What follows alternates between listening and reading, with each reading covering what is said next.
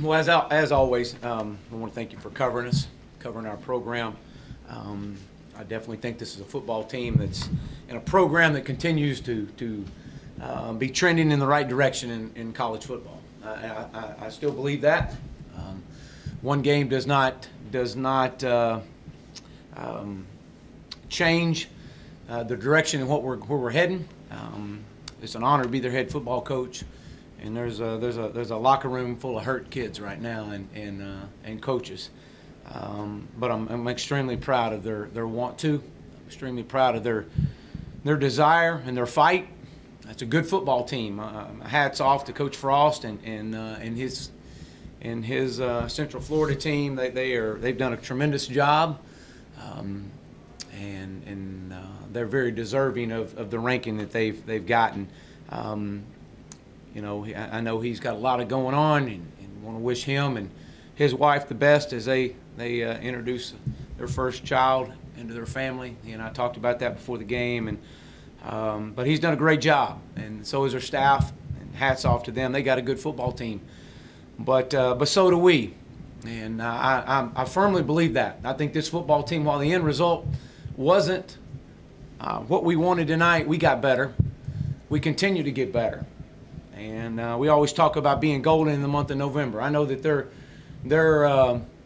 that's a football team that knows that we played them all the way to the bitter end right here and had our chances to win. But it's so good to see so many former players back out. I think our sideline was full of them. Just the buzz around campus this week, the buzz that our program is created is special, especially as we're building this program. We got a long way to go, but we are getting better, and we need them. We need our former players back, and it's good to see them back. A lot of them, and I know that there'll be a lot that'll give me text messages and all that. So we need you, and we appreciate your support. We had over 600, or right at 600, recruiting tickets out. It was great to see the buzz across our state and surrounding states with the recruits to come in. All the high school coaches, I think we had close to 200 high school coaches across our state, Dallas area here. And we had some distinguished alumni, one of those being a high school coach, Coach Randy Allen. I know he's been honored and as a distinguished alumni, and also a very done a great job as a high school coach. So we had a lot of that. A lot of high school coaches, a lot of recruits. It was great to see. Man, I just you know, as you build this team, build this program, you start talking about the culture. And I talk about it each week. And one of the things we talk about is having a confidence, a belief, and faith that the process will bring results. And we challenged our guys this week really hard to create an edge and to have a want to. That this game is going, the month of November is going to come down to a want to. Everybody's at the same stage of their season. Everybody's in that final grind. It's going to come down to a want to. And if your want to and your care to is greater, then things prevail. And while it didn't prevail on the scoreboard tonight, that confidence, belief, and faith that same mentality each and every week will pay off. We got an opportunity to have a special November, a golden November, as we talk about. That doesn't get taken away tonight. We control our own destiny still, regardless of the outcome of that ball game. Regardless, win by 7, lose by 7. Doesn't matter.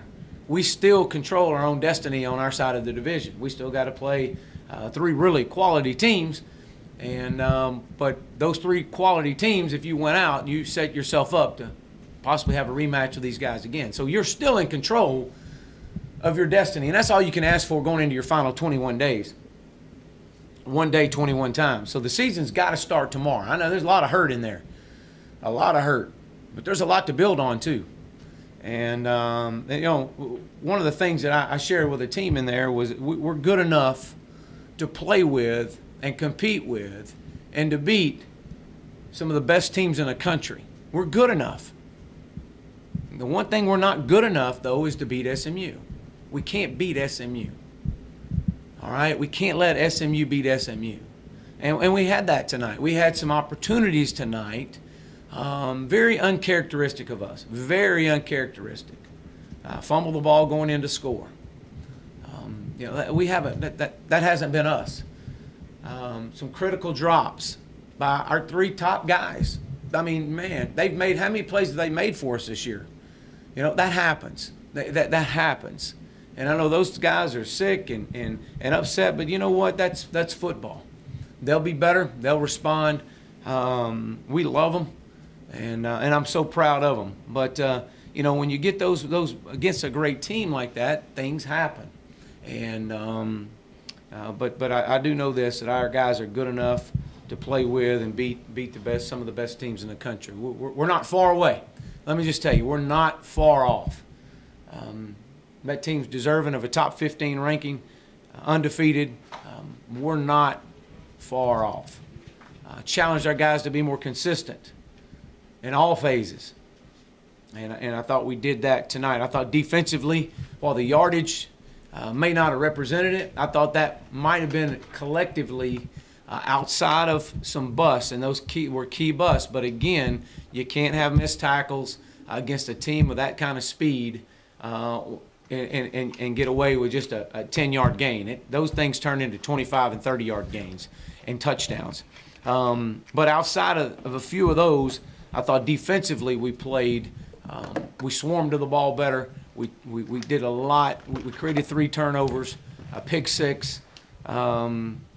But again, we got to clean up a few of those mistakes. Offensively, I talked a little bit about that. I'm proud of the effort of those guys. Proud of Ben Hicks. We knew they were really, really talented defensively, especially in their up front and their linebacker core. It was hard. It was tough sledding tonight.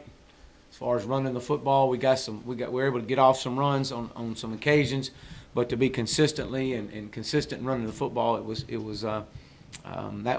was tough sledding. Credit those guys. Special teams, I thought we kicked the ball well. I thought we punted the ball well. Obviously, we left 3 points out on the field tonight, which was critical. And again, those things just can't happen against a team of that caliber. So with that, season's going to start tomorrow. 3-game season, 3 one-game seasons. And these guys will be, they're resilient. They'll bounce back, and we'll be ready to go.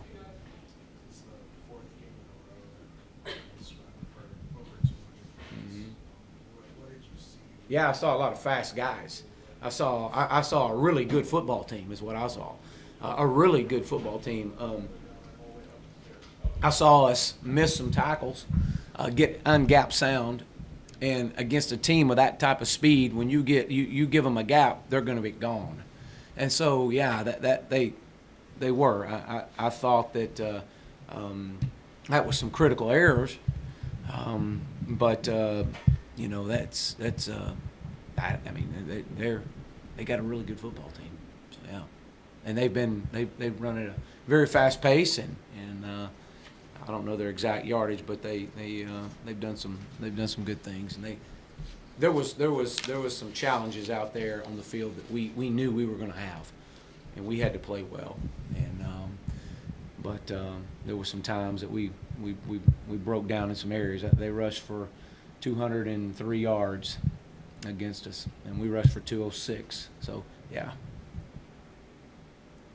When you talk about the swarming nature of your defense tonight, and you got 7 tackles for loss, you held UCF 20 points under its season average, but then you look at the fact that yes, they ended up winning the game, and you did give up 615 yards. Is it hard to sell your defense on the fact that you were pleased with a lot of what they did? Well, obviously, I'm pleased with their effort, and again, there were some breakdowns.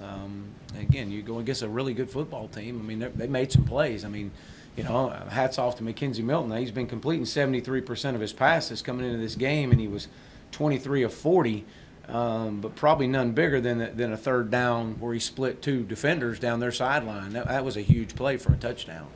We're there. The guy made a great play. They made a great catch. I mean, that's what great teams do. There's a reason why they're undefeated. So yeah, you know, there's a lot of stuff we got to clean up. I mean, there was some things that we did to beat ourselves, but you know, again, those they got a good football team. You look like your post-game visit with Coach Frost was a little longer than some that you've had with other coaches. Can you share at all what you and he discussed? Well, I mean, you know, obviously he just shared, you know, what he thought of us, and thought we were really a good football team, and wished us the best, and that we played their tail off, and I just wished him the best of luck on the rest of the season, and with his new addition to his family. I do not. I don't know. What How else? much conversation is there when something like that happens, when Hayden goes down, or Nick a couple weeks ago? How much are you involved with in the conversation with Coach Fry as to how to juggle that line, or is that all him?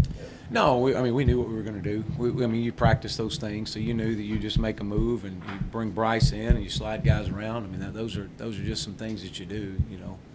So, you know, Jacob goes down, you know, you move Jacob around and move Bryce in, and just, you know, it's just like it's putting a puzzle together. That's what it turns into. That's why you cross-train those guys. What do you think went wrong on that last drive? Well, you know, I thought we had, and again, just from the sidelines, I don't know. I thought that obviously had a key drop on that drive. That was critical. I thought that that James was open on that last play. Again, I mean, from the sidelines, it's hard to see, but you know, guys just trying to make a play, not in the game with the ball in your hand, and you know, you get to give Ben credit with that. But Last week, James had 123 yards, tonight 173. Is it simply a matter of a particular matchup with these defenses, or is he doing something significantly different or better in the last couple of weeks that's allowed them to put up bigger numbers? I think it's a lot of both, really. I think you know, the way people are playing us, and James, you know, James is the outlet on some of them. You know, he made, obviously the first play of the game was critical for him to gain some yardage right there. But you know, again, it's you know, they were really good in the secondary. I do know that they had a really good bunch. You know, All-American back there at corner, and their safeties were aggressive, and but you know, I knew that they were going to play Cortland physical, but that's everybody. Everybody plays that. So really, it's you know, each week someone has a different hot hand. I mean, you know, it's just kind of the way our offenses kind of went. Jones carried the ball 19 times tonight. What has he done to sort of earn main work there? I just think, you know, again, you roll with guys in and out, and you know, Braden's now become more of into the return game with us as well, and so you know, Kamen has been carrying the ball quite a bit. Didn't carry it too much tonight. Again, we were kind of caught in a situation right there of you know, it was tough sledding up front. I mean, again, it was some tough running, and just kind of the explosiveness that Xavier gave us, and you know, just kind of the way we went. You kind of go with a hand that you feel like is kind of running with you. So, but they all are, you know, are very worthy of everything they get. But again, I'm proud of our guys. You know, it looked like Crochet made that great catch on the right sideline. That got overturned. And then Trey, you know, just dropped the football on fourth down. And then Delonte Scott made the big sack. How do you think the kind of roller coaster of emotions affected y'all in those last few minutes? Yeah, I really, you know, obviously when you go back with James on the sideline, the replay overturned it. Again, it looked like a catch to me, but obviously they get a chance to review it. So that was a key play. And then obviously we all know the fourth down to Trey, and you know, bless his heart, he's a competitor, man. How many catches has that guy made? I mean, he's made some unbelievable catches in this program, and you know, I know he's sick about that, but that's he's all right. He'll bounce back, as we all will. You know, we had the big stop with Delonte on the sack, and you know, that's all you ask: get the ball in your hand. 2 minutes and 30-something seconds to go, 2:44, whatever it was, and with with 2 timeouts or a timeout and chance to go win the game. I mean, that's what you ask for. That's what you work for. So I don't think it was any range of emotion. I think there was a lot of excitement after Delonte got a second chance at it, and obviously you gotta make plays, and that happens. But again, you got to give them credit too. Jordan Lyons, program record today for defensive touchdowns. What kind of mark do you think that he's left at SMU? Yeah, Jordan's a leader. He's been selected as a team captain by his peers. From where this young man's started when we got here to where he is right now is phenomenal. I'm really proud of Jordan. He'll only continue to get better. He's a tough kid. He's tough. You got to love guys like that. And he sets the edge on that side of the ball. Him and Lawler. So really proud of those 2 guys. Anything else? Thanks. All right, thank you.